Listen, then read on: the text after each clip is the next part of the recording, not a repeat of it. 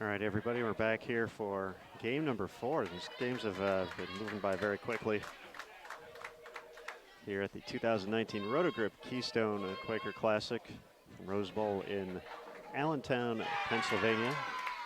I'm Aaron Smith alongside Shannon Sellens, and as we welcome back Schenectady, Robert Morris, Illinois, and Muskingum, we also want to welcome Lawrence Tech for the first time today.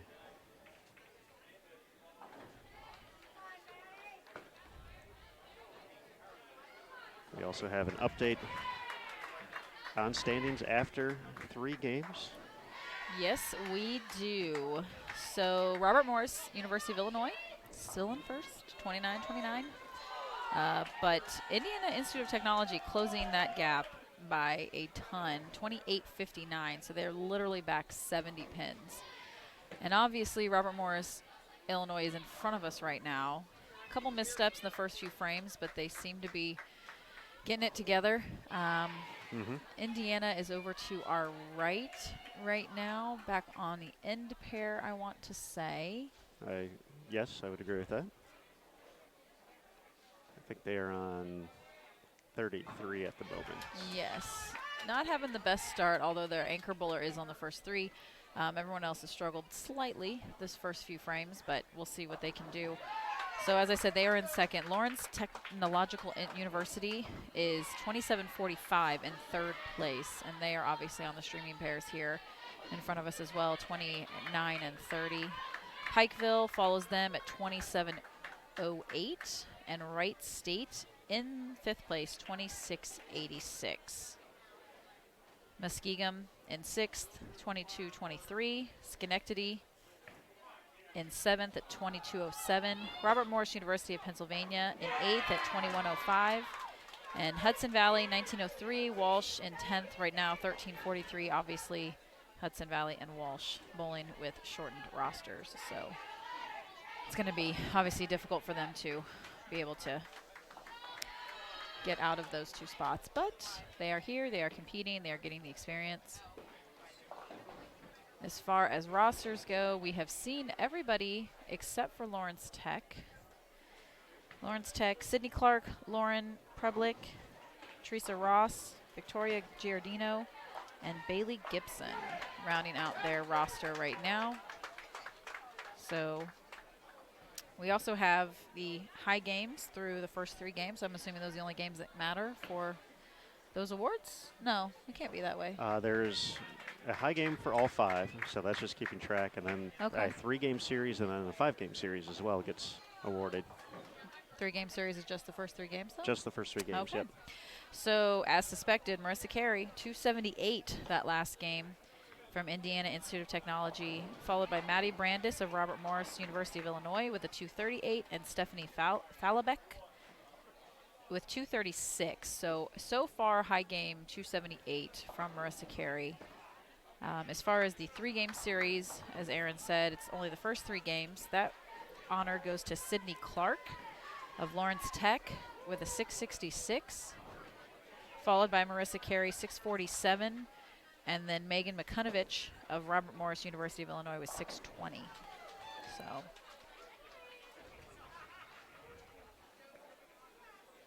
as we talked about, Marissa, 158 out of the gate, so she has bounced back. Of course, 278 will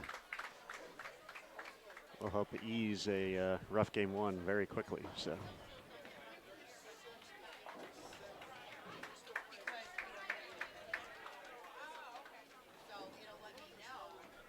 Got a pair of leadoff bowlers looking for 5 in a row here on 27 and 28. It's a battle of the leadoffs. We'll see how they fare. Like as I said, Robert Morris kind of finding their stride this game after having a pretty rough last game. We'll see if they can lead wire to wire the same way that Indiana Tech did yesterday.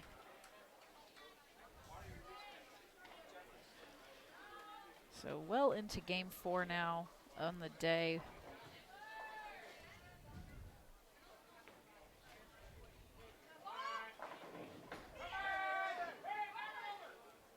Everybody yelling for that 7-pin to fall down there. It does not cooperate, though. So the streak ends at 4. And we will see, unfortunately, 4 on both sides as the Schenectady leadoff splits. That's my fault. I brought it up. It's always your fault. It is always my Always. fault. Black cloud. We were lucky enough to not be black clouds for Mercy yesterday because That was very nice of we you. were both videoing that. I was videoing literally just the last shot, but he videoed the whole 10th frame. So, yeah, we were luckily not black clouds yesterday. We did have a Indiana Tech shot a Baker 299 yesterday. That was close enough to where we could turn the camera on. Yeah. But I didn't get to do that till the final shot, and then that's And obviously they got 9. It's all your fault. They didn't strike, so that was. I've had a rough go of it now for a couple of weeks here. 299 though. I mean, considering the boys struggled slightly. Yeah, it was. in some of the pairs, that's good though. It kind of snuck up on me. All of a sudden, I just heard this, one of those type of loud cheers that you expect for a split conversion. You start looking around, and then all of a sudden it's like, oh. They were already at 10 in a row at that point. That was for the 10th one. It's like, oh, okay. Unless it's a 7-10 split conversion, which nobody really cheered for when I saw it happen. Well, I didn't really see it happen, but it was to my right at the Leatherneck. They just didn't get excited. I don't understand. We did have I believe, a 7-10 conversion made during day 1 here at the Keystone. I did not see who it was, but there was they got pretty excited over it. So it was off the featured pairs. It's always off the featured pairs for the 7-10s, but Shout out to Marissa, though. Absolutely. Connecting 12 times on the streaming pairs to give us something good. We didn't have to turn a camera. We could just literally sit here and watch her strike.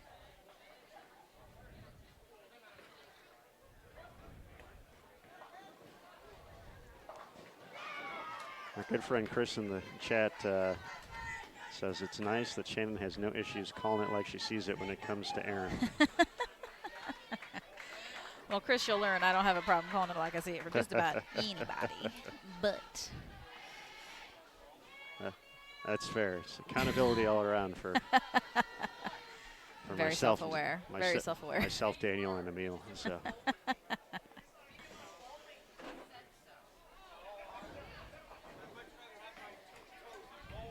So it looks like Tommy Jones is going to take this game here at the Bolero Elite Series. By a pretty handy margin as well. That was an odd stop he had. I thought he was about to balk, but he did not. I think he shot 260. I can't quite see that graphic. It might have been 260, but yeah, he. Oh, now he's got a trophy now. It says semifinal on the screen. Okay, that's weird. Maybe it's a semifinal trophy. No, you know what? I lied. It says Bolero Elite Series Final. Oh, series final. But I was far enough back, and I didn't want to get in the bowlers area in order to see it, that it literally says series final, and I thought it said semifinal. These eyes, see, 37, downhill. Okay, so Tommy Jones wins the Bolero Elite Series final today. What is that, $100,000 payday? I'm not sure what this one was. I didn't quite catch the number, but got Chris in the chat was watching. Maybe Chris knows the payday. Oh, okay, there we go. Nice, okay. Very cool. Congratulations, Tommy. I dig it. I mean, Tommy, my birthday just passed. You could send a belated gift. I would not be sad. There we go. I'll have to text him that. I'd be like, so now that you have an extra $100K. It's still your birthday month. It still counts. It's still my birthday week. And weeks. That's what I say. That's what I say. Just kidding. I worked on my birthday, and I've worked, obviously, every day after it. So maybe in January I'll do something fun before I start, you know, really being out full-time with this bowl TV gig and bowling in general. Fun is important. Oh, it is. It is very imperative.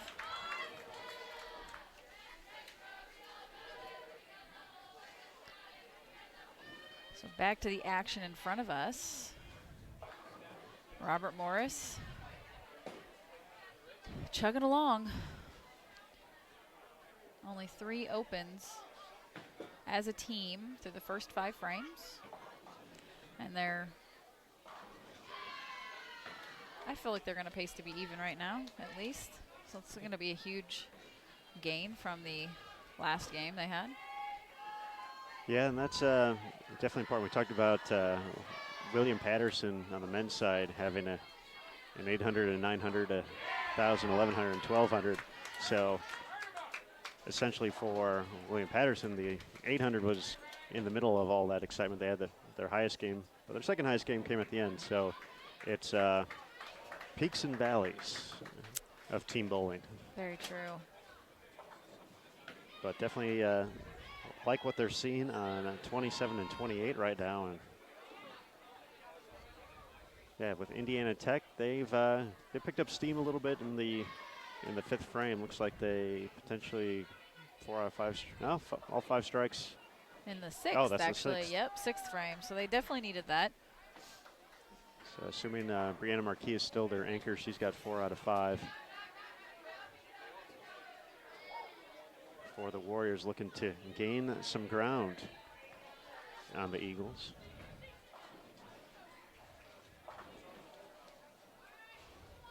And right now that looks to be the only 2 teams really trying to make a move here at the moment.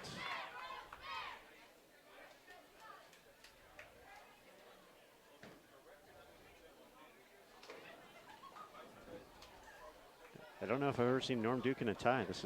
I know, right? This is throwing me off. They're doing him and Jerome Bettis are doing the final presentation. Post-show, but yeah, Norm's in a tie. How about that? How about that? Looks like Jason's there in the middle. Although I've talked to a few of the people, or I've at least seen posts and whatnot from the people that were on it, and they say it's a great time. They say it's a lot of fun. Obviously, it's exciting to be able to bowl for that kind of money, but they're pretty good about who they pick, I feel like, for the professionals, so that's pretty awesome. So it's been definitely some great casts so far, and the amateurs have held their own too. So absolutely. They won the first one. Won the first one, and so have had some pretty nice showings up there, and even some familiar names. We'll see what round 4 brings. I'm sure they're going to do it again. I feel like it's a pretty successful endeavor for them, or they wouldn't keep doing it. Mm-hmm. So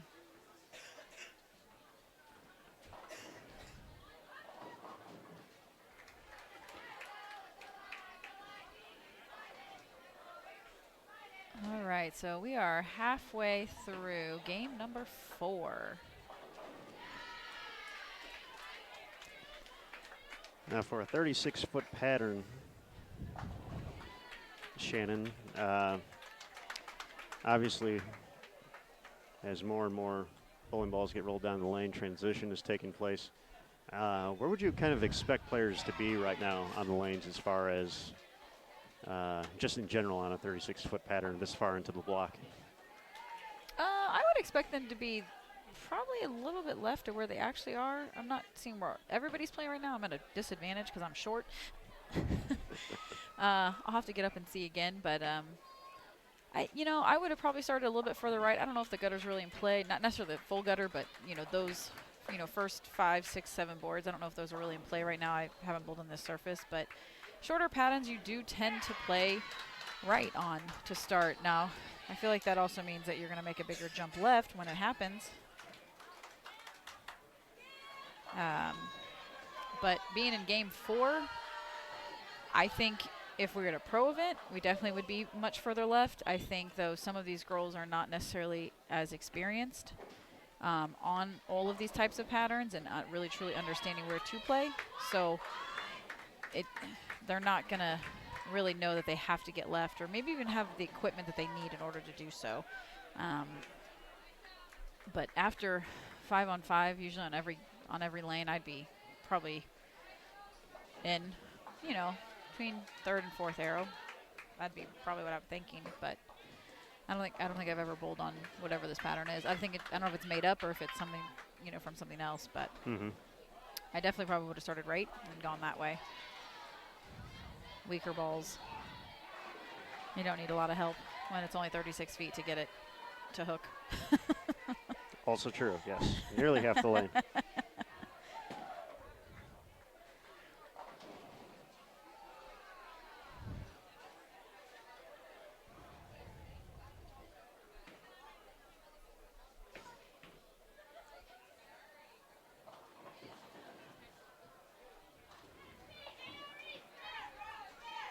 Now, going back to that, obviously we talked about unfamiliar with the surface, the topography can play into that as well. But when you have a shorter pattern and maybe the outside doesn't play, in turn, what does that kind of do to a player out there who, is expecting to see something there and you're fighting it and you're just not seeing that type of reaction there? Obviously, you got to move to a different part of the lane. 36 foot can make that tricky. Yeah, you definitely have to. That's when ball changes and ball surfaces become very important. Very, very important. And your selection is going to become important. Only having 5 balls that they're allowed to bring, I think it's super important for them to always bring a range of. I think I talked about this at the last tournament when I bowled the first few stops of the PWBA Tour when it relaunched in 2015. I wasn't on a staff at the time, but I definitely went like couple solid. I went a couple pin up. I went a couple pin down. I like played with enough. I brought 6 balls, but I made sure that I had a range that I could change surfaces on if I needed to. But it gave me symmetrical, asymmetrical, everything that I needed in my bag. So, and obviously it worked out to my favor. I think when they're bringing 5 balls, if they don't know what they're bowling on ahead of time, it's definitely important to do the same. You should be able to switch, change surfaces or go pin up, pin down, however however it is more comfortable for you to adjust. But when you can't play the area of the lane that you are anticipating being able to play, I think that's when your ball selection really comes into play. Because if you're playing the lane where you should be able to play it, you have a specific type of ball in your hand, get up the back of it if you're playing right, let the lane take the ball to the pocket at only 36 feet. But if you can't play that area, you definitely have to be able to be smarter with your choices when it comes to equipment. And also understanding where you need to make the ball hook, the point in which you need to get the ball to utilize the 36-foot pattern and not make it a detriment.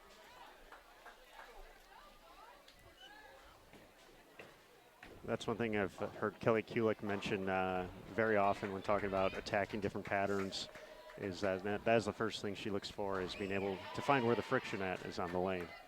And that is one thing that I would agree with. You want to see your ball be able to change direction.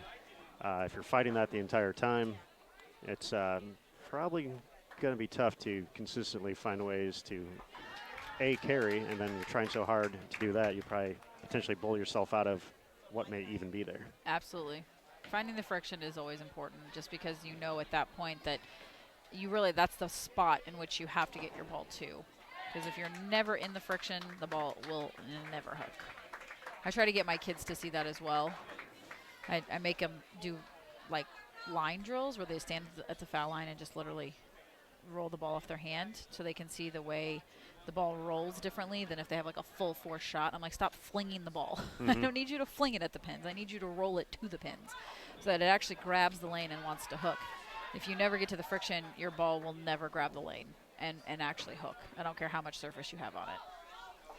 And that's something I know we see a lot on social media from Shannon O'Keefe. A lot of foul line type drills where, and the important part is I think a lot of folks always, you know, you want to practice certain things, and folks like seeing strikes, and it's not always necessarily about that. It's about understanding and taking those opportunities to learn new things, and even just understanding the ball, making the move off, whatever length the pattern is that's all information you're gathering to try and find the best path to the pocket to score consistently, just to even know what part of the lane to be in. Yeah, I use her videos a lot. I don't know if you're not if you haven't liked it, or if you're not a fan. I don't know how she has her fan page. Mm-hmm. She doesn't like an athlete page or whatever. But if you're not on there, you definitely do it. I go to it all the time to show the kids I coach what I mean whenever I'm telling them to do this line drill, so that they can understand that. I mean, literally, I want you to stand at the foul line with your slide leg forward, your knee bent, your arm out, your trail leg behind you. Like, doesn't have to be, you don't have to be bunched up. Like, really use your trail leg. I tell them to use it like a tripod or kickstand. I'm like, it'll help you with like balance. Obviously, it's the point. But literally, it's just let the ball roll off your hand, and you're gonna see such a different motion than if you took a full approach. I was like, I need you to do something different so that you can see something different, because right now all you're seeing is this full approach, and your ball's never rolling, it's sliding, it's hitting the pins, and it's deflecting, so you're splitting a lot. Whereas if you let it roll and it rolls through the pins, then you have more of a chance, a higher chance I should say, to knocking pins over and not splitting. So we just shared a quick link as well on the, if you want to check out some of those videos from Shannon O'Keefe, that is the link to her Facebook page if you don't follow or like. Yeah, I believe a Tip Tuesday. Yes, I think of all of the bowlers that I've seen that have fan pages, hers is probably the most helpful in that sense. She gives a lot of information, and she is one person that loves to practice. I've never met someone who loves to practice in general, but someone who loves to practice the way she loves to practice. And she'll bowl with her kids whenever they're practicing. Every day she'll also bowl on her own, but she truly, truly loves to practice and puts out some really great information for people who follow her page, and just little tips you can use and utilize. And I tell you what, I pull it up once a practice, I feel like.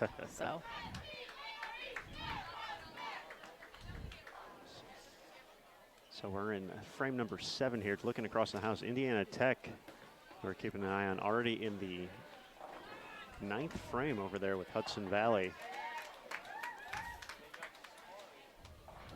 But right now, Robert Morris, pretty steady. I think they'll probably still hold on to the top spot. They continue filling frames here, but still getting closer and closer. We have not anymore. I was like, streak ends, unfortunately, for, I believe that's Wright State. That was Wright State. That could be, I know Ashlyn Stallings was in the 4 spot for them earlier today. I don't know if that's still the case this game. I can tell you if I see who's up. We shall see. See, I even started thinking about it, and they stopped striking. That is not Ashlyn Stallings. That is, let me see who that is. She's shorter with blonde hair.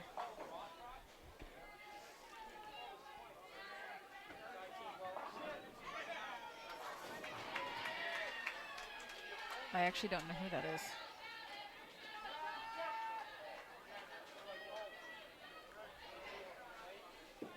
I'd have to go check, because they only have 5 bowlers. It might be Brianne McKnight, but let me do some investigating. Investigating.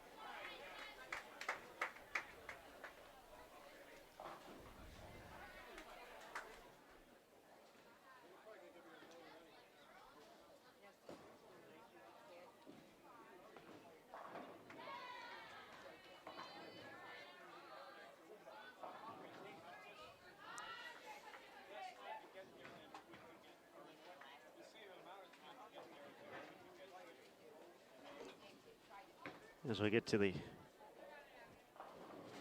back portion of our block, talking a little bit about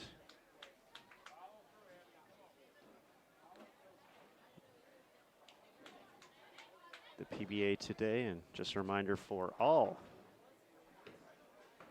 of the up-to-date details on the upcoming PBA Tour season, including breaking news, schedule, and ticket information, and scoring from all events. Head over to PBA.com to follow the action live on the PBA network.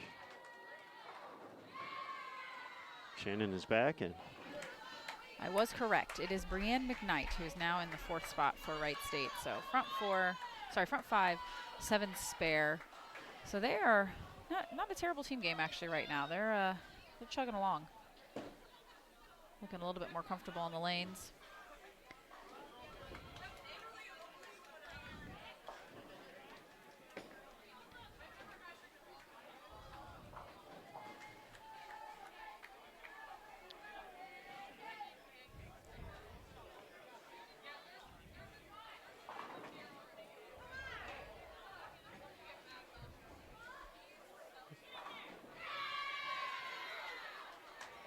for scoring updates for both events, of course, we certainly highly encourage you to check out the official tournament Facebook page.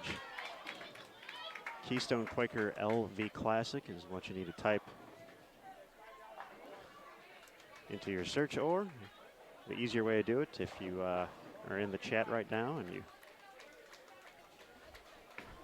go through the tabs up top, you can find the tournament information tab. That'll take you right there. Of course, we'll also share the news with the standings after day number 1 at both the Lehigh Valley Classic and here at the Rotogrip Keystone Quaker Classic on our social media networks. The Sport of Bowling USBC on Facebook, at USBC on Twitter, at US Bowling Congress on Instagram. Obviously, as we get closer and closer to our titles being determined. So apparently Emil's ears were burning. About time. And so are Tommy Jones's. How about that? Because Tommy just snapped me. I snapped a picture of Aaron and I on my Snapchat account, and Tommy's like, "Are you going to Vegas for team trials?" How about that? I'm like, "No, but I'll see you at US Open." And Emil's asking me if he should go back and listen to the archives. Oh. And be like, "You may want to." But don't tell him where. Make him watch the whole thing. I will. Good times. It'll be good times. Start practicing, Emil.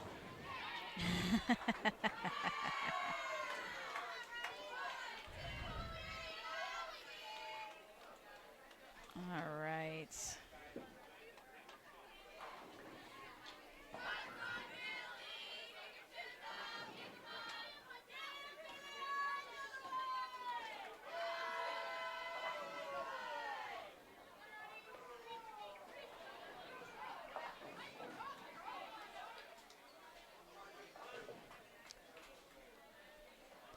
I think Indiana Tech's going to have a chance at a nice game here. Looks like 192 and 205 in the books already. With a chance to add on 220, 205, and 257. Going to be well north of plus.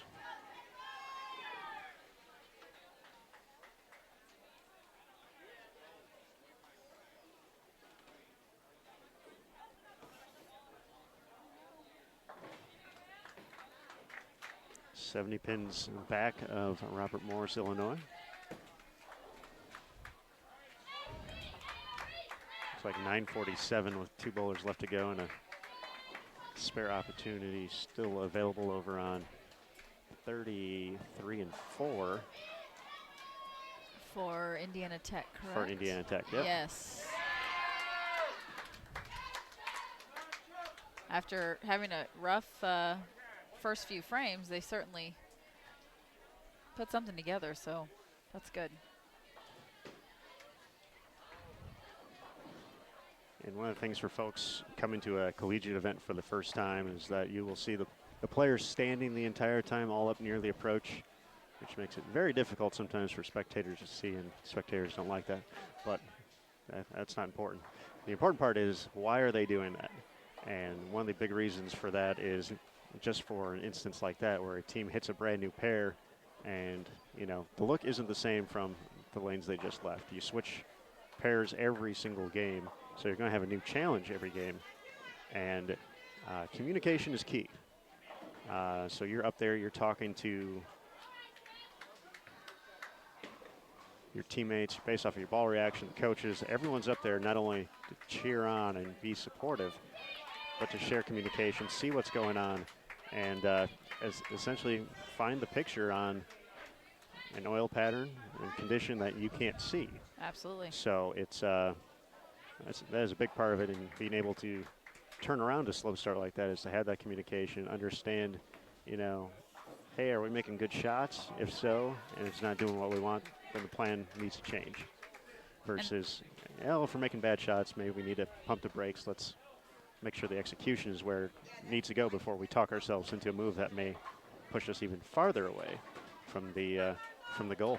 And the people who aren't bowling are just as important. I don't know if you actually fully mentioned that, but those people are able to see it in a completely different perspective than even the ones that are bowling. Because the ones who are not bowling are not going through that same motion, so they're able to see it from a different perspective and are able to say, well, you think you're doing this, but you're really not. Sometimes when you're actually bowling on it, you can get very, in your own mind and say, okay, this is what I'm seeing, this is what I should be seeing. You can get really, confused by it all. But people who aren't bowling, that are literally just watching shot after shot after shot, can be just as helpful about suggesting things that need to change or to, moves that need to be made. So very important to stay in the moment with your team.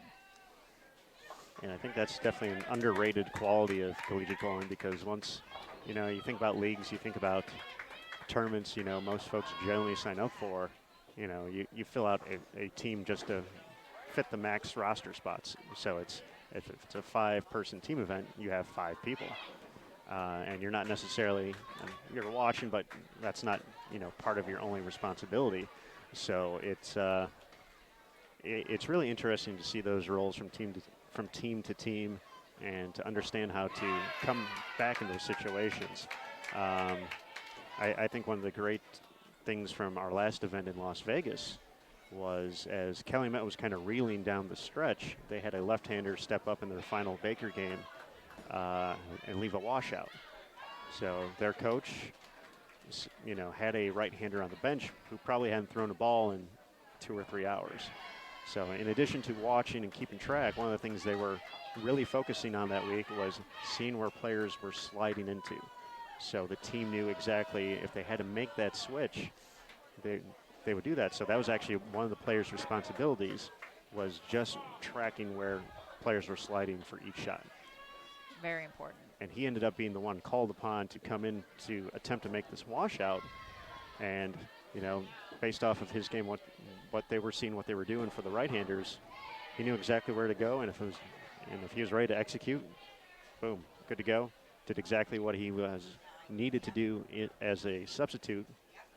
Was called upon, a pinch hitter, if you will, and got the spare, and eventually that was key in Calumet getting the win.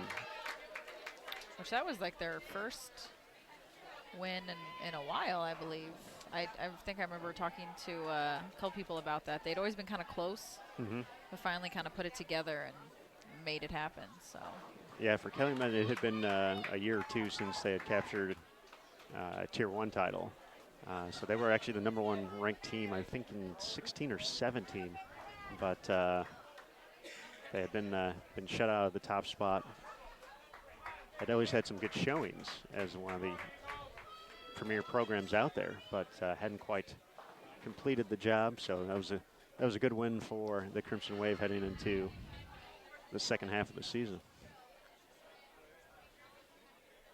It looks like about 10:30.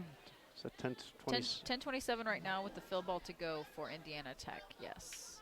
So they got a split up there, though, so probably not making it, but going to be right around there, upper 10:20s.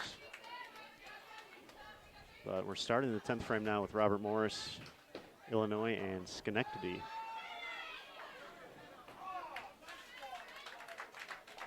You can kind of see how their game's starting to shape up, and they can definitely put themselves in position to not give up very much ground here.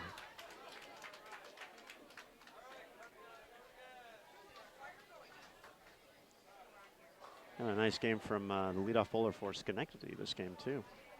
Chance to get to 211. Very nice. Clean through the first 4. She split and then clean again. So a spare here. And a strike. 211. I think she missed that. It looks like she sounded like she missed it. Yeah, 200 even though. I mean, unfortunately, their second bowler is shooting at a max score of 149. So that 200 feels probably like 250 at this point.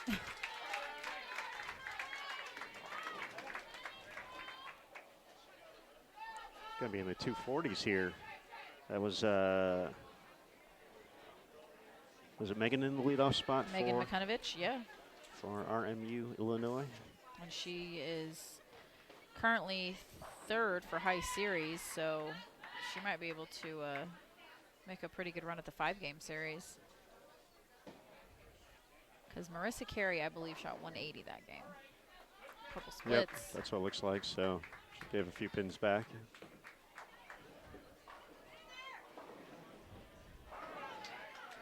All right, 246. Very nice game from Megan. Setting the tone from the leadoff spot.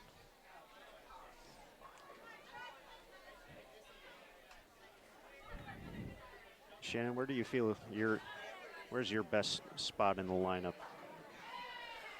Where do you feel you would, do you want to be at the 5 spot making those big time shots? It's funny. I bowl everywhere, and I like all positions. When I was younger, I was always like the anchor bowler, like always. In college, I want to say I bowled more in like the 2-3 spot. But now, women's nationals, I anchor. Everyone's like, what's it like to anchor Carolyn Durham-Ballard's team? I'm like, you know, it's okay. I tell Carolyn every year she has to bring her A game when she bowls with me. I'm like, if we're going to bowl doubles together, I need you to step up and produce. Come on, Carolyn. Come on, you Hall of Famer. But on the men's side, in the Open Championships, I lead off. So just kind of depends. I mean, I have a very strong men's team in Steve Klemkin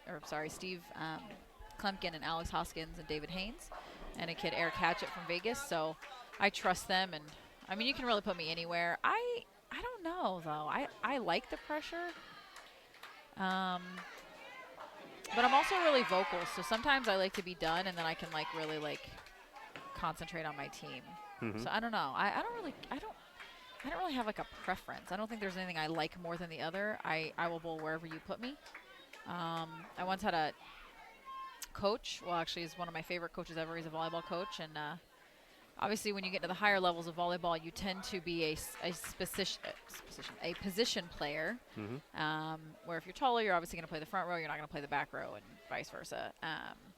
And he once said, you know, where do you usually play? And I'm like, I'll play wherever you put me.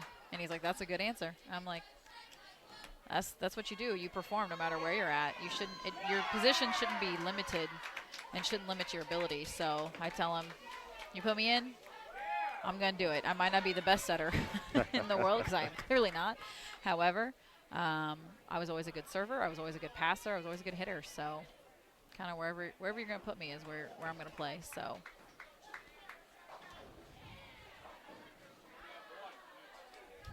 5 out of 6 strikes so far for Robert Morris here in the 10th frame.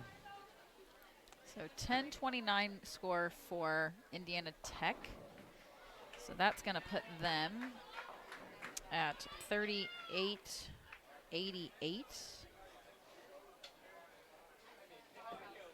Robert Morris.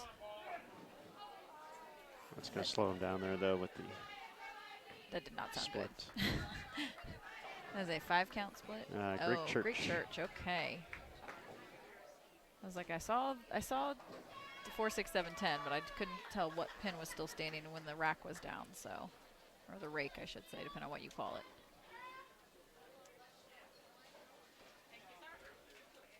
But they will still have the opportunity to get to 1,000 here. and essentially keep Indiana Tech still at bay. Yes, but with a lead that would be dwindling to about 40 pins at that point if they can get to 1,000.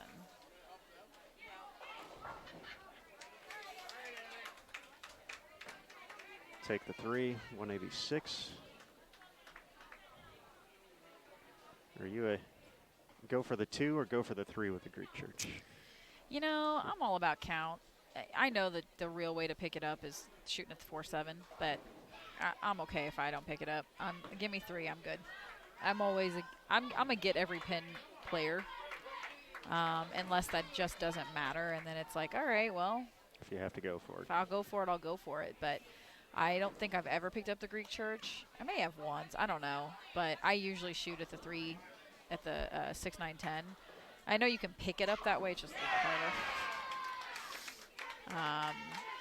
I actually saw the big 4 picked up on Thursday night by one of my friends. I happened to look up right as he was throwing his shot, and I don't know, I really don't even know how he did it, but everything just kind of crumbled and fell to the 4-7 and knocked them all down. So interesting, to say the least. Sounds like it. So looks like, obviously, on the 4 teams that are on the streaming pairs, Robert Morris, University of Illinois is going to take the cake this particular game. Nobody else is really close to them. Looks like, other than Indiana Tech overall. Lawrence Tech can max out right now at about 900. Maybe just north of 900. Yep, so they're going to be falling a little bit farther back. It's going to put them at about 3,600, so they're going to be significantly further back from what they already were. But this is a huge game for Indiana Tech to try and overtake Robert Morris of Illinois after 4 games today. So game 5 should be interesting. Game 5 should, and on the docket, we'll have Wright State and Indiana Tech, along with Pikeville and Schenectady once again. Pikeville and, I believe that is Wright State, currently still in the 9th frame over on 31 and 32, so that'll be the pair we'll be waiting for to get to game number 5, our final game of the day.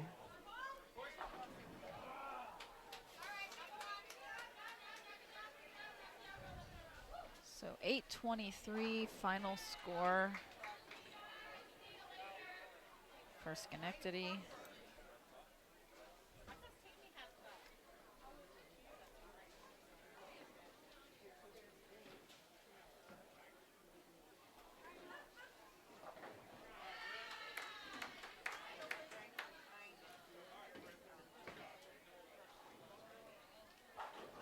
.10-18 still out there for RMU, Illinois.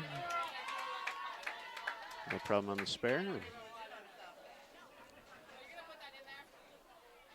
Well, we're going to give a few pins back to Indiana Tech.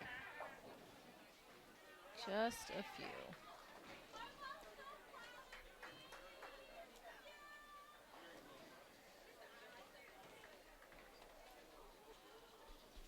For their anchor player, the gonna have a nice clean game here after 3 early strikes.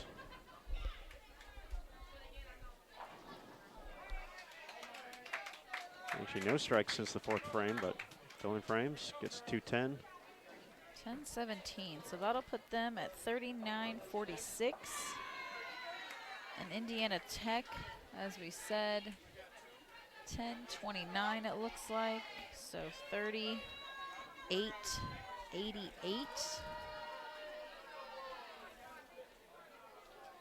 So just about 58 pins, I believe. So they cut a few more off it, not too bad. 872 for Lawrence Tech. And 850 for Muskegum. So they are waiting on Wright State and Pikeville to throw their 10th frame, and everybody will move to their final pair. As Aaron said, Wright State and Indiana Tech on 27 and 28, and Pikeville and Schenectady on 29 and 30. While we have a moment as they finish up on 31 and 32, let's take a look back to just 2 days ago. As Marissa Carey delivered a 300 at the Lehigh Valley Classic. This is a video captured by Daniel Farish. Also available on our social media channels. But while we got a moment, let's watch her 10th frame, and then Shannon we'll get your analysis from the moment as since you were there. I was there. All right, here we go. Marissa Carey over at Jordan Lanes. Her 10th frame going for 300.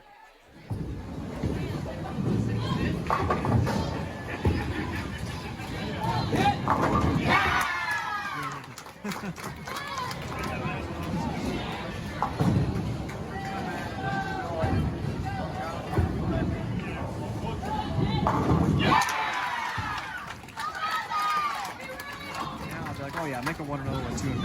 So much excitement. Marissa Carey on the front 11. Personally, the last shot was probably the best shot of the three. She obviously stepped out of her first shot a little quicker. I don't think she even thought it was going to strike. And the second shot went high, so I think, she was just like, I think I got away with that one. But was able to bear down, make a good shot in the 12th.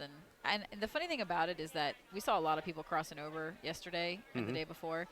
I don't think she crossed over a single time, and I know not once in that particular game did she cross over. She really did have 12 pretty solid shots overall. It was a good game. It was a great game to watch, and their excitement as a team was great. It was a great team game. Nobody really struggled, as we talked about earlier yesterday when they were all on it. So, but yeah, hats off to Marissa. She got it done, and it's funny, whenever I'm bowling, I'm pretty calm. I feel like if I get my emotions going crazy, it's hard for me to calm down sometimes, but I can appreciate a player like her that can get super excited and after that one shot and then bring it right back to where she needs to and be able to do it again. So I did love her reaction after each one, and as you said, the 10th and 11th, maybe just a touch off, had to go light on the 10th, and kind of tripped out the 4-9 for the second one. But yeah, love the reaction, love the team reaction, and that's got to be just this environment in general, to have that opportunity is always pretty special. And yeah, just to have that moment to kind of a check off of the career or collegiate career bucket list is true. Is pretty awesome as well. Absolutely, that is not something that I did in my collegiate career.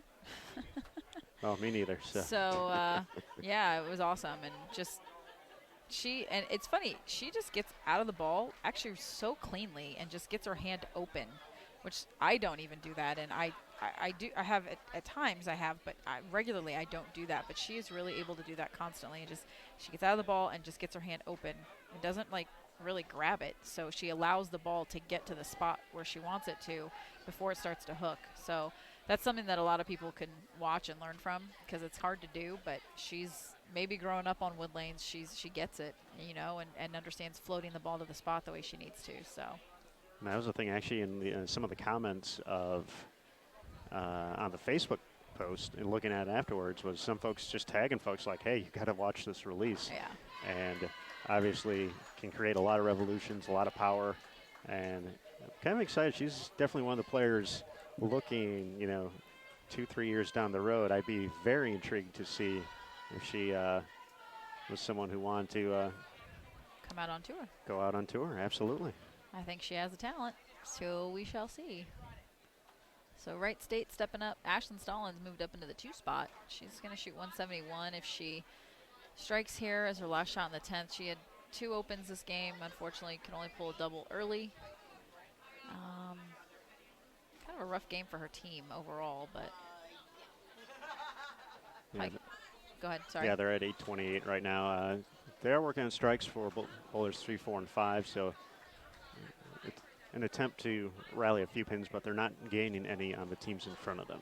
Absolutely not. And Pikeville, 158, 176, 226 with a spare here in the 10th for their 3rd bowler.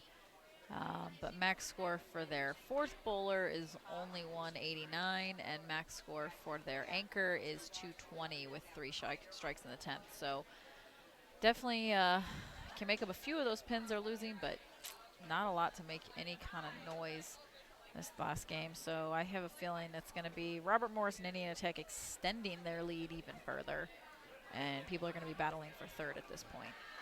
All right, and in Game 5, once again, Indiana Tech will be making their way to our featured pair along with Wright State, Pikeville, and Schenectady. So we're going to take a quick break. Game 5 is going to be coming up next here on Bowl TV from the Roto Group Keystone Quaker Classic from Allentown, Pennsylvania. Thank you again for joining us here on Bowl TV. Game 5 coming up next.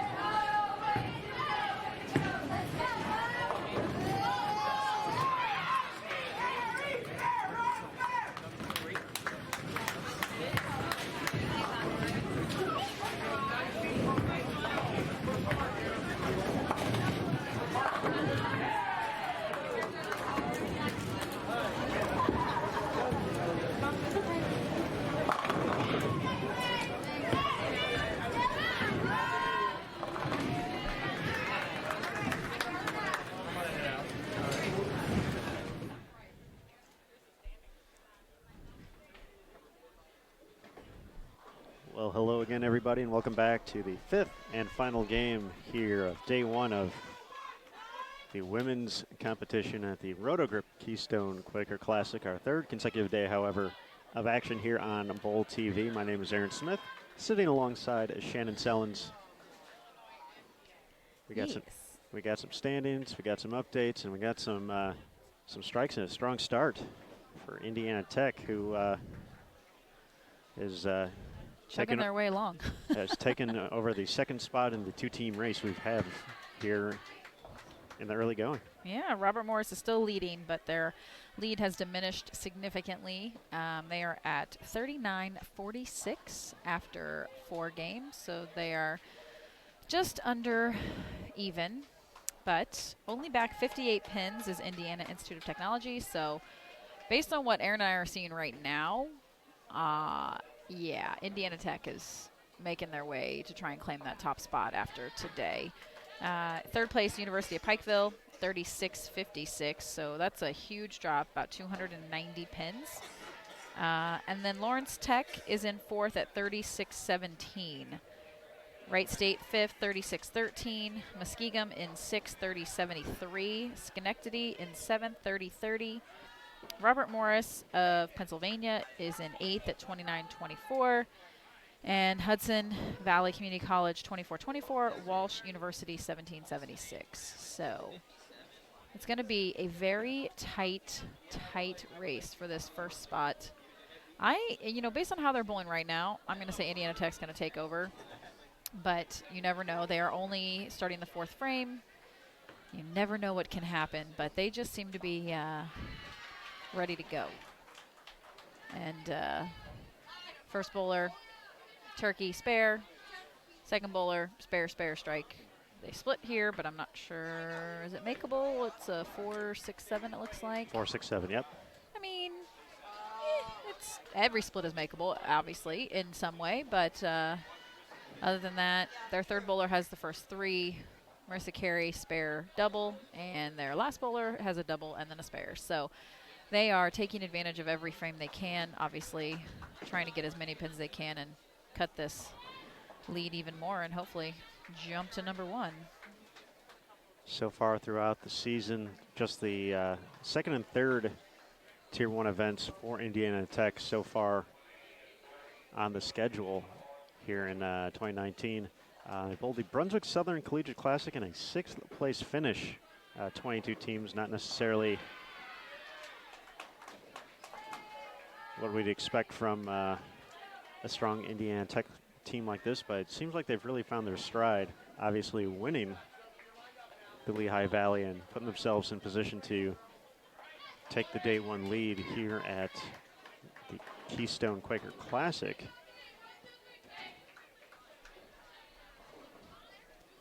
But they haven't bowled too much so far this season. They've had 3 conference events. They've won 2 of those. They also competed at the Western Shootout. That was a dinosaur crossing your screen, in case everyone was wondering. That was a ramp? Yes. Yeah. Is it a dinosaur or a dragon? I can't remember. I can't. It has qualities of each. So maybe it's some type of hybrid version of a dinosaur and a dragon. This is totally unrelated to bowling. But the Chiefs beat the Chargers 31-21. And it was very important for the Dolphins to beat the Patriots, which I don't think a lot of people thought was going to happen. But it did. And now, Patriots are the number 3 seed in the AFC, while my beloved Chiefs got a bye. How about that? So I'm going to celebrate that tonight here in a little while. There you go. So we shall see. We're going to be a number 2 seed, which is nice. But we did get a bye, which is good and bad, I think. I don't know. I don't know how I feel about byes exactly, because there are times when I feel like we should just need to keep playing. We shouldn't take that extra time, because I don't think it's worked out in our favor too many times. But Patrick Mahomes getting it done today. Big fan. As did the Chicago Bears over Daniel Farish's Minnesota Vikings. So Aaron and I are going to be celebrating tonight. Daniel, on the other hand, has not had a very good sports weekend. This is true. He's 0 for 2. So and now Daniel, I was trolling him a little bit in his chat, that the Bears went 2-0 against the Vikings this year, and now he's elected to join our chat. So if there's anyone, I'm sure Daniel's not actually listening to us because he should be listening to his own. He should be working right now. Working, Daniel. But feel free to jump in his chat and ask him who won the Kentucky-Louisville game yesterday for the NCAA basketball. Yeah, even if you know, you could still ask him, and we'll see what he says, because he was not. See, he made a big deal. You didn't hear it. He made a big deal about being able to watch the game. He's like, oh, we're going to get done. No one's going to have to hear me. I can go to Buffalo Wild Wings and scream like every other fan. And then he stayed at the bowling center after they were done. He took his time taking everything down because he was able to watch it on his computer. And they had about a minute and a half left in the first half. I was like, what, are you waiting for the half? And he's like, yep, I am. I'm like, okay. But then I didn't hear from him the rest of the night. It wasn't until you texted me and told me that they were like tied at the end of the regulation. And I'm like, oh, he's not going to be happy. That's okay. It's just sports. I mean, the Jayhawks won. I'm sorry. They haven't won yet. They were leading at halftime over Stanford. So we shall see. So my sports weekend is off to a roaring start.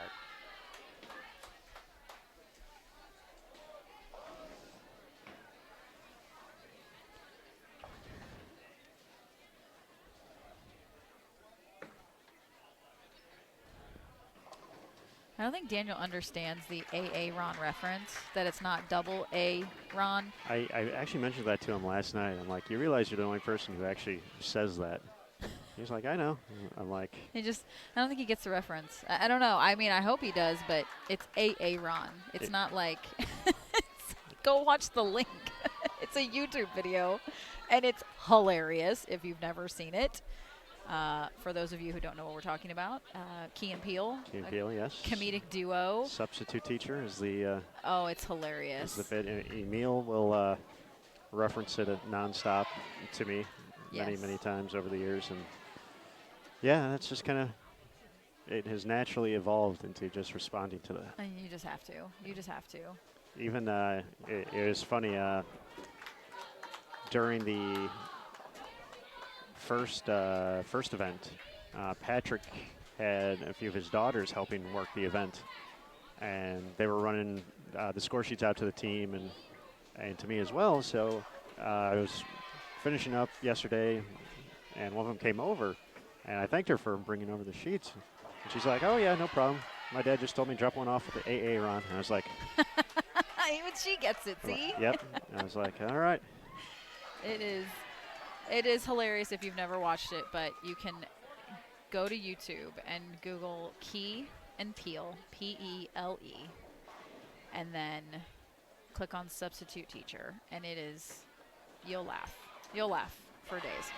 And then every person that you meet with the names that you'll see, you'll literally start calling them that, I promise. This is true. I like the college football ones too, the East-West Bowl. The first one is by far the funniest, but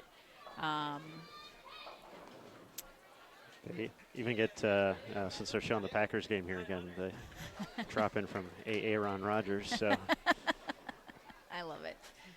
I like, it's funny though, because what is it, Jordan Peele that does the movie Get Out? Who's the director? One of the two. I believe is it Jordan? That's Jordan, yes. Yeah, he directed the movie Get Out, which is a phenomenal movie if you've never seen it. Suspenseful and very, very good. I did not expect that movie to have that storyline and ending, and then I saw it and I was like, wow, that was actually really, really good. And I'm pretty tough on movies, but that was a good movie. So if you've never seen Get Out and you like suspense, not necessarily scary, but suspense. I'm not a big scary movie fan. I don't do it. But suspenseful I can do, and it was actually very, very good. So I will say. On the bright side, as we talked about Aaron Rodgers just before that, he just threw an interception, so that's fantastic. Is that good for wait, aren't the Packers going to be up for a #1 seed, though? Don't they need to win this game? Or have they already clinched? They do need to win, but they also need they've already won the division, so they're already in the playoffs. But they still could have a scenario where, as close as it is in the NFC, that they could be the 1 seed, the 2 seed, or have to play the first week. So wow, okay. if they lose here, they're not getting the first round bye. I mean, at least it's 20-20 tied with a minute and about 40 seconds, I think, left to go. So you can hope that since the Lions have to go, about 75 or 6 yards. Wait, is that right? Yeah. In order to get to the end zone, you can hope that they're probably not going to do that. At least it's going to go into overtime. So, I mean, that would be the hope if you're a Packers fan, I'm assuming. But at least they're not on, like, the 10-yard line. Small victories. You know, silver linings. I like to look for the silver lining. Well, there you go. Of everything, so. But go Lions, just because. Go Lions. I did. All right, so we are halfway through game number 5. We'll get focused again. Focused. Focus on what we are doing. Halfway through game 5 on 27 and 28. Indiana Tech, as I said, started off pretty strong. Had a couple splits here in the 4th frame, but they clean in the 5th. And Wright State struggling just a bit. Haven't given away any pins for Indiana Tech, and that was something one of my high school coach used to do when he would, as a way to kind of grade a performance, was a plus-minus system based off of pins given away. So if you missed a spare, you know, depending on the count or how much you gave away, you know, minus 13, minus 11, whatever it may have been. But if you left a split, you filled the 2 or 3 or whatever the max was, you'd get a 0. So the goal is always to have your score as close to 0, because that means you've filled your frames. You got your maximum pin count for what you left out there. Okay. And so for Indiana That's Tech, interesting. it was actually pretty interesting over the course of the season how he kept track, and you know that's how he determined, you know, if someone was really struggling with that, even if they were striking, it's like, well, you're not filling frames, so you know your minus total is way higher than this player, so I'd go with this player. So it was interesting for sure. But for Indiana Tech, they essentially haven't given any pins away, even though they have 2 opens, but both splits got maximum count. Absolutely, which is key for me whenever I'm coaching my kids. Count matters. Always get count. So they do 7-2, 7-2. Looking a little to our left, down on 33 and 4 is Robert Morris University of Illinois and Robert Morris University of Pennsylvania. Robert Morris of Illinois currently obviously in the lead. They are through 5 frames. They have 372 with 1 player on a strike, 1 player on a double, and the other 3 on spares. So definitely behind what Indiana Tech is doing. But as I said, I firmly believe that Indiana Tech is going to take down Robert Morris for the lead after today, just based on how they started. One.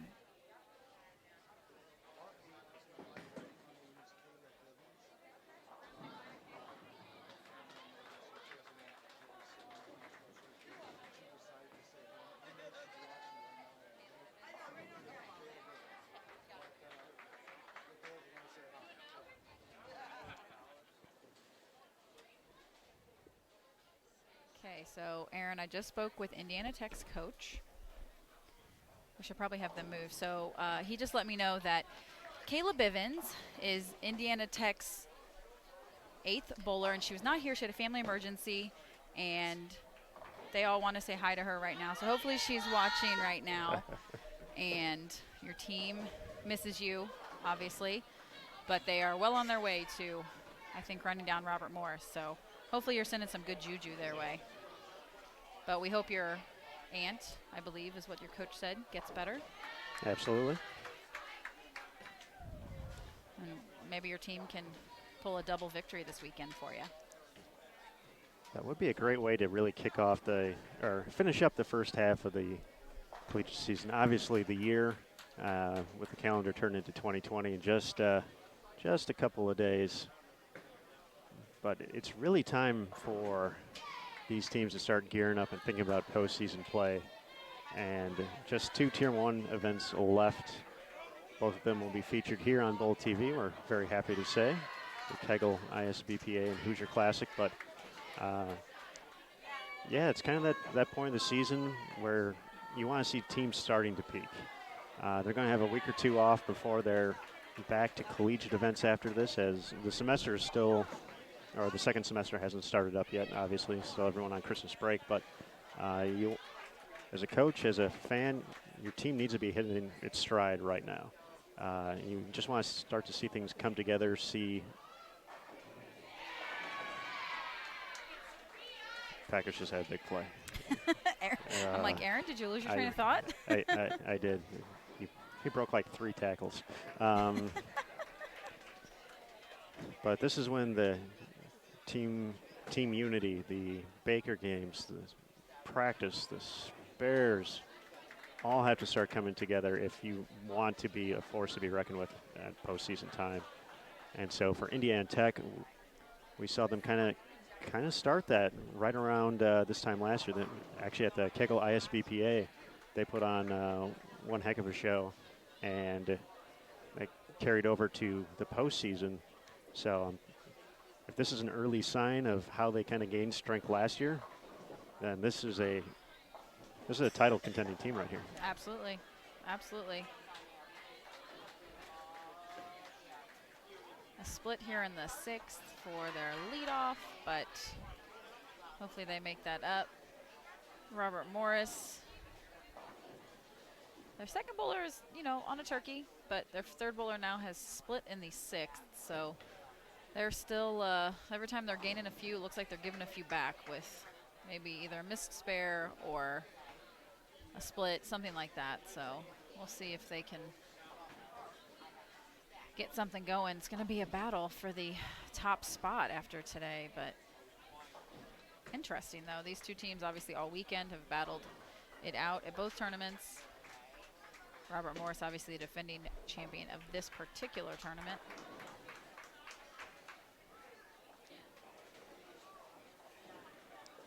Let's see what we got tomorrow. See if these teams happen to cross prior to the end. We will have a position round to wrap things up tomorrow for our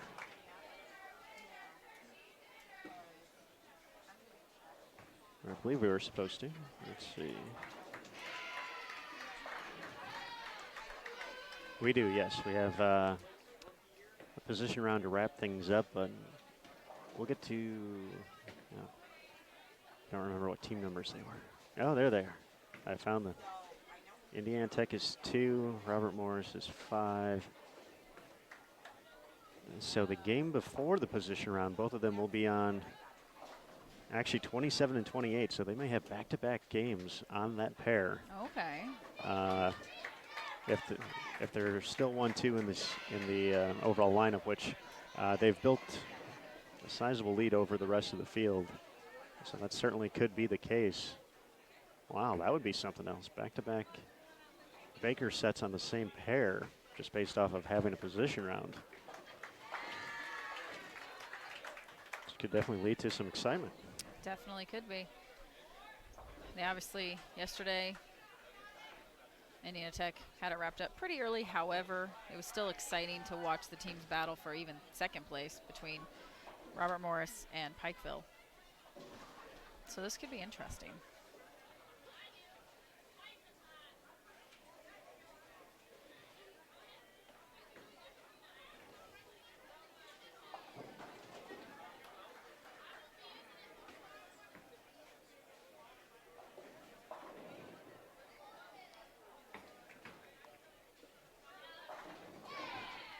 All right, Shan, we got another question in the chat from Chris for you. Okay. Said you talked about not always being sure what your bowlers are understanding when you're teaching them. What was the hardest aspect of bowling for you to get during your formative years, and how did it end up clicking? How to hook the ball. How to hook it. That was the hardest thing for me to learn. My feet are fast. I do everything fast. Ask Mike Jazz now. I am a speed demon. I drive fast. Trust me. My lawyer back home will tell you. But I was always very, very quick, and I threw the ball pretty much from the corner. Didn't understand how to hook it, but I think a part of that was also for the fact that I did throw it so fast. Mm-hmm. And then when I went to a fingertip ball, obviously it was trying to learn how to, make it hook, but then it was a time when I didn't trust my equipment. So I legitimately was trying to make it hook versus letting the ball work. And it wasn't until I dropped weight, I throw 14 now, after I got out of school, that I was really able to get under the ball and around it and make the shape that I wanted on the lane. But the idea, like learning how to truly hook the ball and where your hand needs to be and how you need to release it, is kind of tough. And I saw so many people that did it so naturally, and I didn't understand it. I'm like, how do you do that? And it took me a lot. I just watched a lot of people bowl that I was bowling against, or people that threw it like I wanted to throw it. Mm-hmm. And then I was like, I'm just going to try and mimic that. And in my mind, you know, like, especially when I swing a golf club, I feel like I look like Tiger Woods. Because I do, duh. No, I'm kidding. But I would literally just try and figure out, like, what they were doing and try to just mimic it.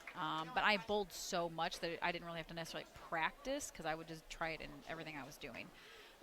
But I was probably, I don't know, just before high school, maybe right beginning of high school, when I really started to hook the ball well. And then when I dropped weight, it was like balls to the wall. I figured out how to do it real fast and make it do what I wanted to do when I wanted to do it. So I found that I was super square at the line when I was throwing 15-pound equipment, but I could not get the carry that I wanted. It was a lot of flat 10s. And when I dropped weight and was able to get under it and get around it, I could go left to right with it and actually play more parts of the lane, I should say, than I had been able to before. I actually carried a lot more. So that is my answer to that. But I don't know. My stepdad was such a good teacher when I was younger. He just kept it so simple. It was learning how to pick up spares first and make those adjustments. And then I don't really remember struggling, in a sense, the way I feel like the kids I coach struggle at understanding. But I also think that my entire life was immersed in bowling from a very young age. I did play other sports, but I was at a bowling center all day on Saturday and multiple days of the week. My mother worked there, so I was there all the time. So I saw a lot of bowling. I bowled a lot. My entire life was that. So I picked up on the lingo, and I picked up on the ideas and the executions and the lanes, everything so fast. I joke the only thing I didn't do in a bowling center was work the pits. I've done everything else. I've worked the counter, I've worked the snack bar. My life was bowling when I was growing up, so just interesting. So. Excellent answer. Excellent question, Chris. We always appreciate it. All right, so coming down the stretch here, Aaron, coming down the stretch. We're here. It's happening. 7th frame and 6th frame underway on our featured pairs. Indiana Tech, a little bit more red on the board than I think they'd like to see right now, especially back-to-back splits for their leadoff. Splits have been sneaking up on them as of late after a queen opening 3 frames. But luckily for them, Robert Morris is not doing a lot to their right. They are filling most frames, but nothing, they're not stringing a lot of strikes, even as a team, individuals, anything. So they have one player on a double, but their leadoff missed a single pin spare. This is her 3rd open, I believe, this game. So like I said, every time, one bowler starts to gain a couple pins, they end up giving them back when, another player opens. So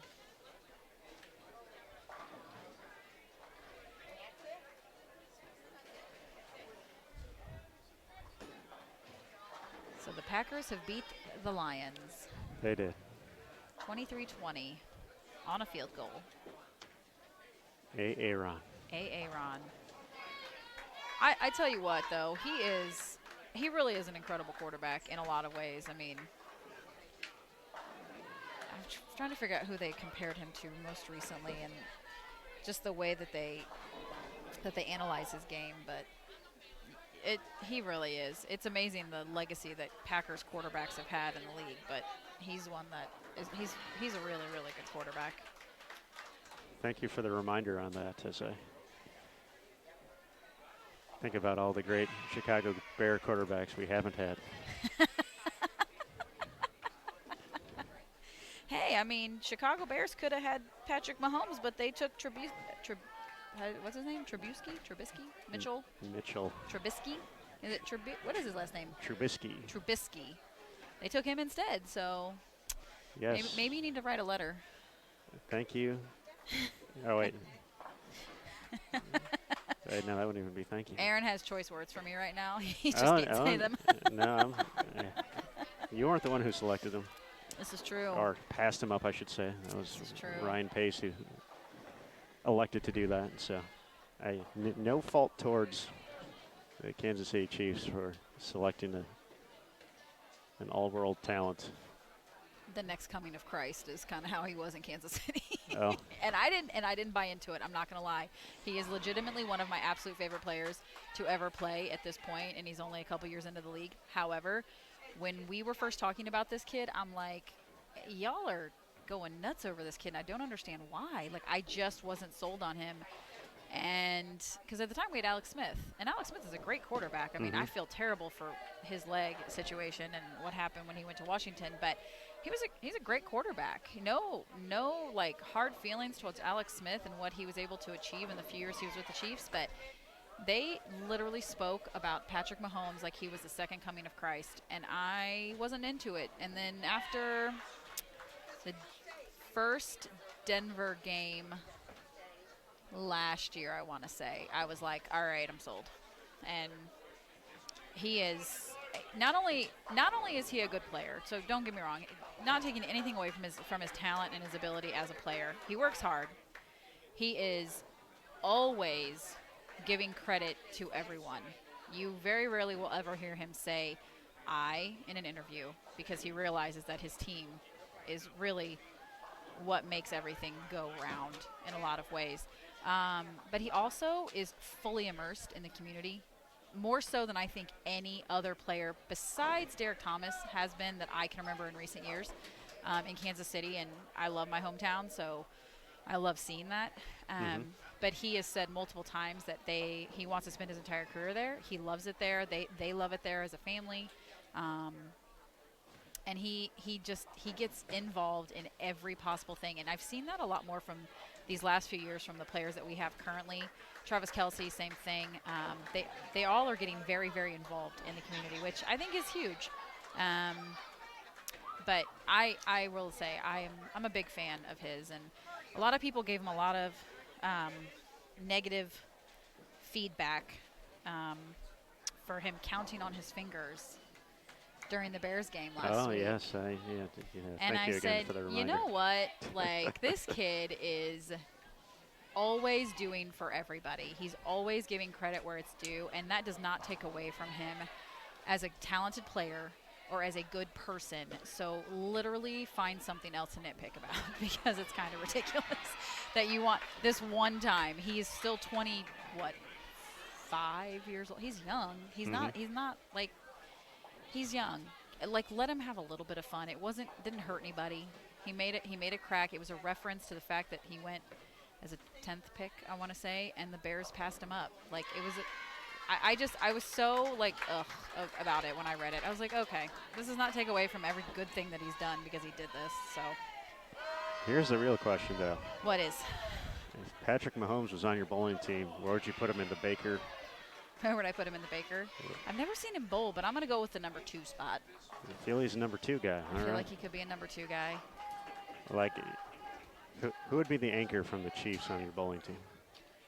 Who's like? I feel Tyreek Hill's at the top of the lineup. I would go like Tyreek. I would go Patrick Mahomes, Travis Kelce, McCall Hardman, and who's my fifth? I would go Suggs. We just got him. He came. That's true. He's a veteran. I think he gets it. Those are my 5. I'll say. Although I do like Frank Clark too, so that's another one. He'd be my sub. I got those 6. All right. And you gotta have 6 because you gotta have somebody to put in. Gotta have someone just in case. I mean. All right.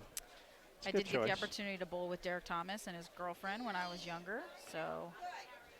And for his third and long foundation, which was it's still around in Kansas City, but Derek Thomas got a really bad rap for his off-the-field things. But he did a lot for the youth of Kansas City, especially the underprivileged youth of Kansas City. and try to create spaces for them to thrive. And he created his own academy. It was a charter school that kids could go to, but some of our players have a pretty good legacy of really trying to do everything they can for the community, which every team has that, I know, but it's different whenever you go from a town or a city like Kansas City to then moving to an area like New York where everything's bigger, badder, and better to a lot of people, but you don't see the involvement in the community the same way you do from the athletes. So, because they're everywhere. But speaking of New York, I believe a talented young bowler from New York. I'm not sure if it's around where you're at, but Kevin Donovan. I don't know if you know Kevin or not. I do not know Kevin. He had posted something recently that there was actually a player from the Buffalo Bills had reached out to him who was very big into bowling. And I did see that. I think he's from the Albany area. Liz Colkin knows him, actually. Yes. She made a post about that. I saw that too. And they actually, he reached out and they set up an opportunity to go out and bowl a few games. And I don't remember the player's name off the top of my head, but I saw that. That was pretty cool. Good to see a few other multi-sport athletes. Absolutely. Let's see what his name was, because I actually don't remember. I read the thing yesterday when Liz had posted about it, but hold on. Here it is. Jordan Phillips. He's a defensive tackle for the Bills. But yeah, he's from the Albany area, which is kind of similar to where Liz is from, actually. But it is cool. I mean, how often can you reach out like that and have somebody respond? So it's pretty awesome. But back to the action. Robert Morris is in the 9th frame right now.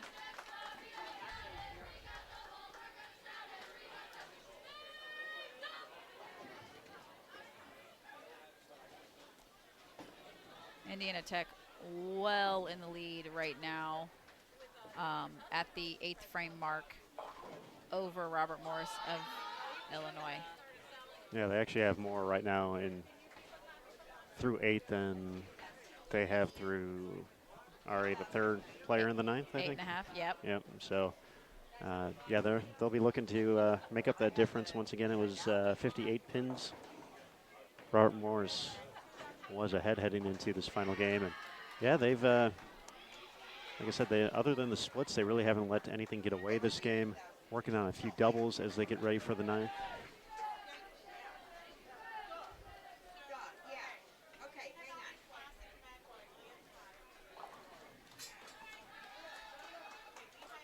College tournament bowlers as we wind down and complete our day's activities. Be reminded, please turn in your score sheets as soon as possible. And tomorrow morning's check-in is at 9 o'clock. 9 o'clock for check-in. I was kind of liking this 10 a.m. check-in. It was a good, it's a good time. I agree. Kind of liking it, but I've liked the part where we haven't had to be at a bowling center at like 7 a.m. any time this week. That is nice.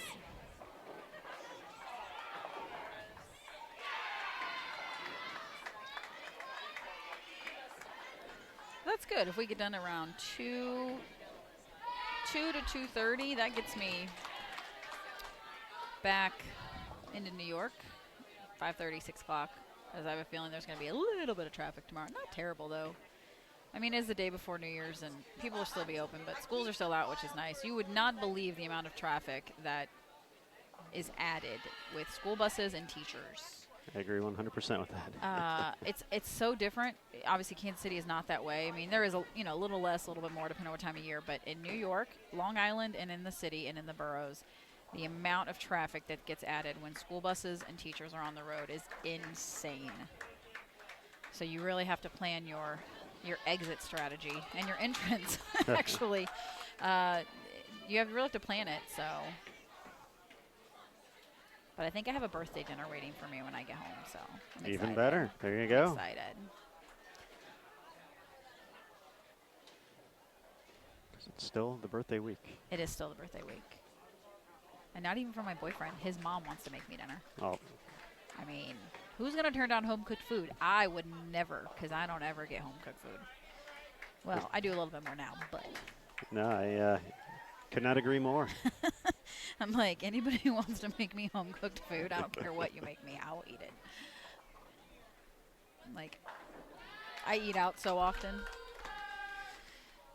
It's crazy. Definitely one of the aspects of on-the-road travel is Absolutely. not getting home-cooked meals. So I can relate to that. I also don't like cooking, so that also goes a long way to that. How about that?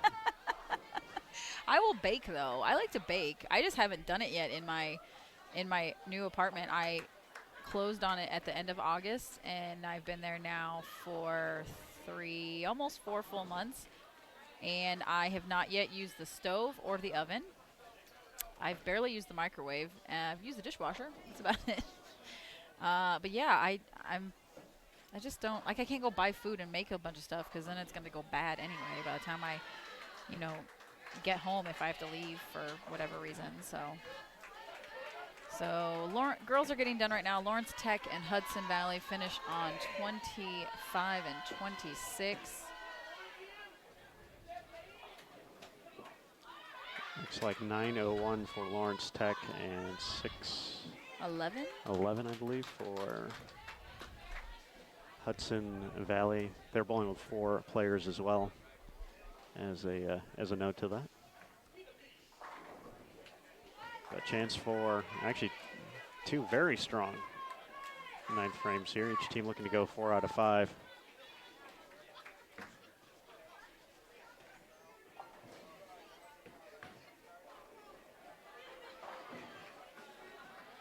Indiana Tech will not connect, but still an opportunity. 3 strikes and 2 spares going into the 10th. Chance at another game north of 1,000.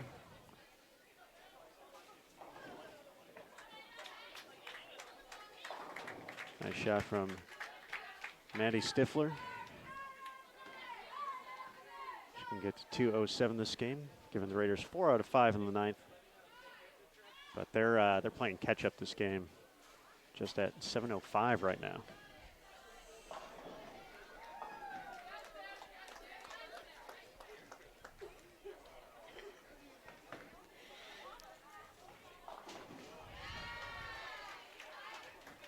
All right, so Robert Morris finishing up their 10th frame, down on 33 and 34. 173 for their leadoff bowler. They currently have 822. After their first bowler finishes, second bowler has split in the 10th for 174, so they have 823. Third bowler is on a spare. Fourth bowler is on a 4-bagger, and the anchor is also on a spare. So maximum score is 140 added to 823, so 963 right now. And Indiana Tech is well on their way right now to surpassing that and then some, based on how they have bowled this game. They still have 240 out there to add on top of that, so that's right around 1080.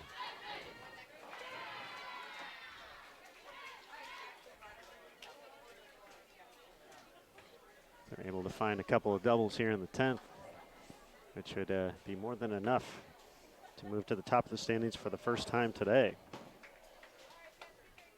After a 9-14 start in the opener, they've just basically been steady and have found a way to improve. It hasn't been, one massive game as a team. Obviously, Mercer Carey had the big 278 in game 3, but as a team, they've just been steady and they've been getting better, which is all you can ask for, really. All you can ask for.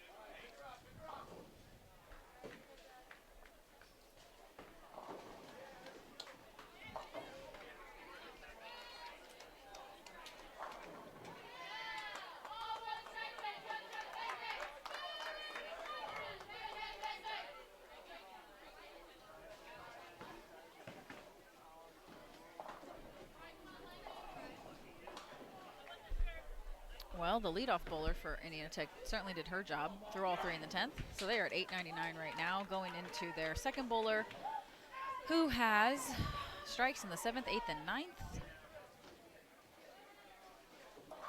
And unfortunately leaves a 310, but still puts them over 900, where right now Robert Morris is at 853 on their 4th bowler right now, who is on a 4-bagger going into the 10th frame. So 100 pins they can add. So 953. So right now, I mean, it's inevitable that Indiana Tech is going to take over.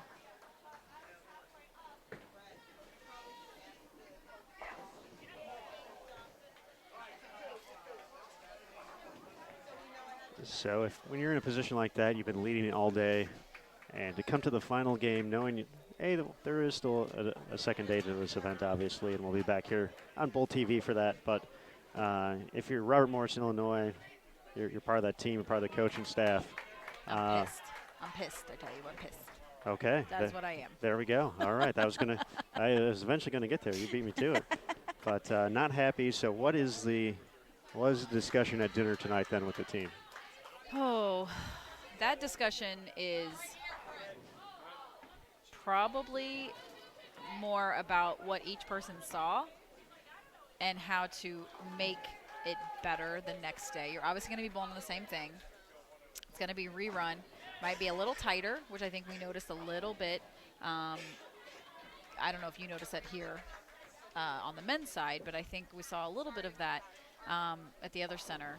But I think it's about being smarter with your transitions, really staying more focused and making the best shots you can, because when you lead all day and you have a considerable lead and you falter late because you didn't make the correct transition, the correct move, you weren't communicating clearly enough, that is a problem. And if I'm on that team, I'm going to get fired up. All right. I like it.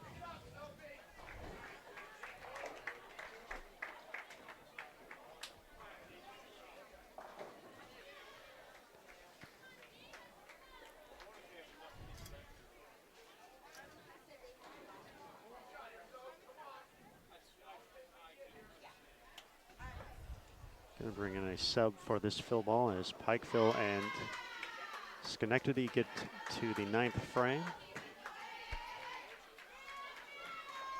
And no one's really gaining on Robert Morris or Robert Morris, Illinois. We have multiple Robert Morrises at this event, so. But yeah, no one's really keeping up with their pace right now. And that is a huge misstep for Robert Morris, Illinois, because they opened in the 10th frame, the 4th and 5th bowlers. Oh. So if my eyes are not deceiving me, they shot like 891.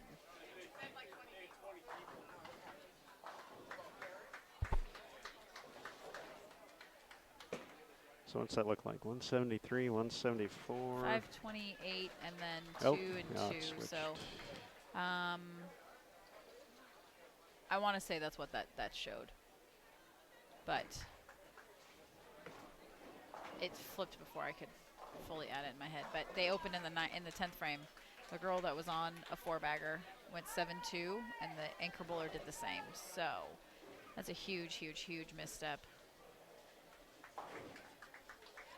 And not what you would expect to see from a team of that caliber. Definitely a disappointing finish. Still going to be in the hunt, but as we said, they're going to get overtaken here as Indiana Tech knocks on the door of 1,000 with a fill ball from Marissa Carey and Brianna Marquis going to close things up for the Warriors. If there's any silver lining to what Robert Morris had today, Robert Morris, Illinois, is that they were at their best on the fresh. Absolutely. So tomorrow we can hope that, or they can hope, I should say, that with less balls going down the lane, because it's Baker versus actual team games, the fresh will stay alive a little longer and giving them maybe a slight advantage.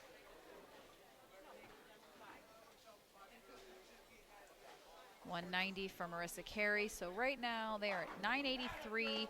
Maximum score 1023 if Brianna Marquis can throw all three here. She leaves a weak 10. Still gets them to 1,000. Spare here. One more. Gets them just a few pins, but definitely enough at this point to take over the lead. I'm about 99.9% positive that that is the case. I like those odds. But when we talked about, seeing a team getting stronger as the season goes on, and didn't have a great showing in their first Tier 1 event back in November, finishing 6th. But when you kind of have different scoring paces, and misstep there on the 10 pin, they will finish with 1,001. But to go to an event where scores are, or as a team, they're scoring higher. I don't know if the scoring pace overall was higher at Jordan Lanes with that particular pattern. But obviously much lower scoring than what they had at that house. But to still find their way to the lead, having the ability to grind when it's a grind and the ability to strike a lot when it's there. I think that shows, a lot of the maturity of the team. Absolutely. And being able to not always just rely on having to strike, having to find four-baggers every game. So. Absolutely. And let's be honest, there are a lot of people who throw the ball really, really well and can repeat shots. There are also a lot of people that can do that and grind when they have to. And there are people who know how to grind. I mean, there is a large disparity at times between those people, but I know many, many bowlers they throw the ball well and they can grind like nobody's business when they have to. And I also know people who can repeat shots day after day after day after day and are not the best at grinding. So to have that ability, you can't teach it. Some people they just get it and they bear down and they make a shot when they have to. And right now Indiana Tech bared down all day. After that kind of rough start, they figured it out and are going to figure out a way, and did figure out a way to get into first. So I give them a lot of credit. So 9:02 the finish for Wright State. Schenectady and Pikeville are in their 10th frames. This is actually our last, the last of our 10 teams competing right now. So this will not only conclude today's coverage on Bowl TV from our women's featured lanes at the Rotogrip Keystone Quaker Classic, but we'll conclude the event for the day.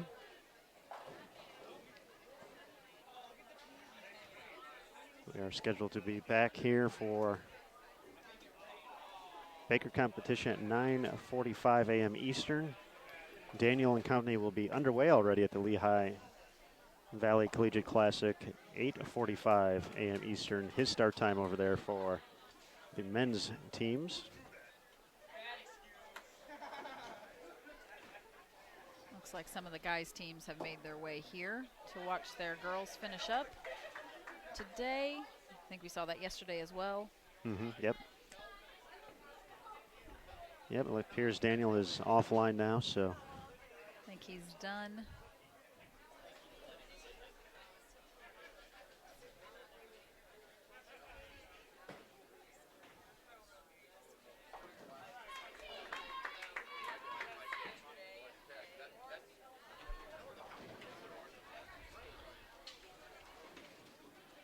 So what's for dinner?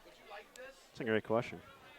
I mean, I feel the food's been very good here so far. I haven't had a bad meal yet? a bad meal yet. I've been trying to find and seek out the little places that are like one-of-a-kind places. Like yesterday I went to one called Union and Finch.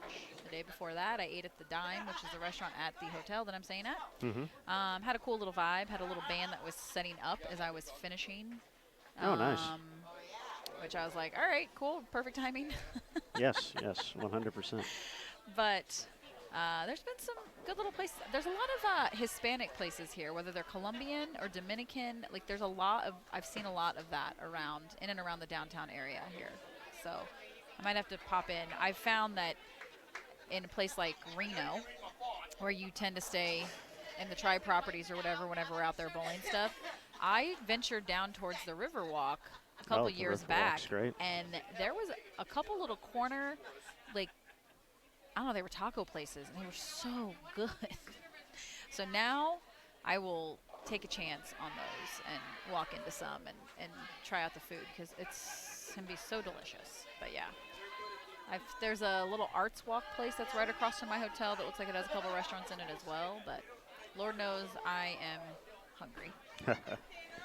Yes, Milky Way bar for me so far today. So. Well, you've eaten less than I have, but I'm still hungry. I had my daily Starbucks run where I don't know how I spend the money that I spend, but I do. But I also had water. You gotta stay hydrated. Very important. I didn't have any today. That's a lie. No, Maybe I need to be on your and Daniel's diet, because you both are like twigs. It's the metabolism. That's all it is. I wish. 37 is, no, it doesn't matter. I work out 5 days a week, and I can't seem to get my metabolism to stay up. It's crazy. It was not my case when I was younger, but. All right, last few frames here. Looks like Schenectady finishing on the left lane. Max score right now of 8:15. And Pikeville trying to get. Oh, there's Daniel. How about that? To about 9:40. What's up, big shooter? Daniel's back. Pikeville spares. See if they can strike here. 9:40 max score. If all things go according to plan. Daniel Farish has now arrived here at Rose Bowl after his day at Jordan Lanes. How was it over there? Yeah, he's already left. He's texting his fans right now. The Daniel Farish fan club. I've always suggested that as a team name when people ask, what should we name our bowling team? I say, why not the Aaron Smith fan club? I like it. And it's happened at Nationals once. I got a team to name their team after me that I did not bowl on or ever bowl with those guys, but they were kind enough to do that. But okay. the Daniel Farish fan club in full support at the moment.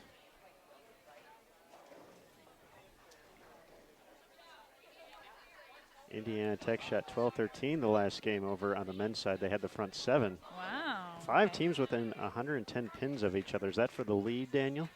It is. Okay, so we got 2 teams vying for the top spot here at the Keystone Quaker, and 5 teams in the mix over at the Lehigh Valley. So should be all relative to the number of teams if you think about it. yeah, right around fifth of the field. So 799 Schenectady finishes with. Pikeville's 4th bowler stepping up, 9 count. Looks like a 5-pin.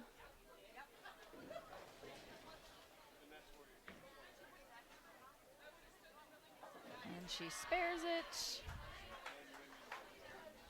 So at this point, 928 is now their max. an opportunity to gain a few pins on Robert Morris, but not very many. No, they were down by a considerable amount. 290 going into this last game from Robert Morris. They were 232 back from Indiana Tech. So I'm going to go out on a limb and say that they're going to be squarely in third after today. If you're one of those teams that we've talked about kind of being two-team race already. If you're one of those teams who's, you know, a Pikeville or Wright State, where you expect to be competitive at most events, and all of a sudden you're just farther back in the standings. This is not looking good. Not your best day. For those teams who have the firepower to put up some numbers, what's that discussion like at dinner tonight? And when you just kind of, you know, for Robert Morris, we talked about, they just had a bad final game and kind of gave away the lead after leading all day. But if you never really had it going, what's that discussion like? I think it's actually kind of similar in the sense of like talking about what you saw, changes you need to make, and really trying to get a better picture for the next day. You know, nobody's leading by any amount where you can be like, yeah, we can just go out in there and do the exact same thing again, because nobody really took that step today. But I think everybody needs to kind of figure out what they did right. They need to figure out what they did wrong, and they need to capitalize on the good, and they need to figure out how to fix the bad. And we have an 8 count. What is that, a 2-7, 2-4? 2-4. 2-4. Oh, and she balks. Something didn't feel right. KU beat Stanford, 72-56. So my sports weekend is now complete. Chiefs won, Jayhawks won. We're good. So your two teams won. My team won today. Daniel's team, on the other hand, did not win. No, they're vacationing in Hawaii.